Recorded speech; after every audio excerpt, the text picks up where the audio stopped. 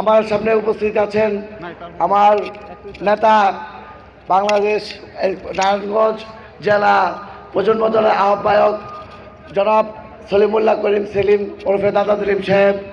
উপস্থিত আছেন প্রধান বক্তা ফরিদা আহমেদ, যুগ্ম আহ্বায়ক ফতুল্লা থানা যুবদল।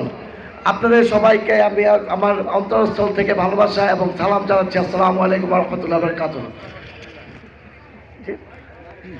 জি, আমরা আজকে জানেন আমরা আজকে সবাই ফতুল্লা বন্দর থানার কমিটি ঘোষণা, প্রজন্ম দলের কমিটি ঘোষণার জন্য এবং জননেতা মানুষের মাটিও মানুষের নারায়ণগঞ্জ মাটিও মানুষের নেতা জনাব জাকির খান সাহেবের সুস্থতা কামনার জন্য আমরা সবাই এখানে উপস্থিত হয়েছি।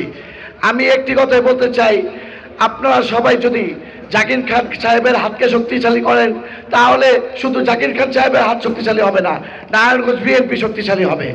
যদি আমরা নারায়ণগঞ্জে বিএনপিকে শক্তিশালী করতে চাই, যদি কোনো দলকে মাথাচাড়া দিয়ে না উঠাতে চাই, তাহলে আমাদের এখন একটাই কর্তব্য, একটাই করণীয়, জনাব জাকির খান সাহেবের হাতকে শক্তিশালী করা, কাঁধে কাঁধ মিলিয়ে জাকির খান সাহেবের জন্য লড়ে যাওয়া, জাকির খান সাহেবের সুস্থতায় সবসময় নিজেকে দোয়া করা এবং কামনা করা যেন মুক্ত বাতাসে তিনি অতি শীঘ্রই ফিরে এসে সবার সাথে যেন তালে তাল মিলিয়ে বিএনপিকে আরও উন্নত স্তরে, নারায়ণগঞ্জের জেলাতে উন্নত স্তরে পরিণত করতে পারে, এটাই আমাদের সবার কামনা।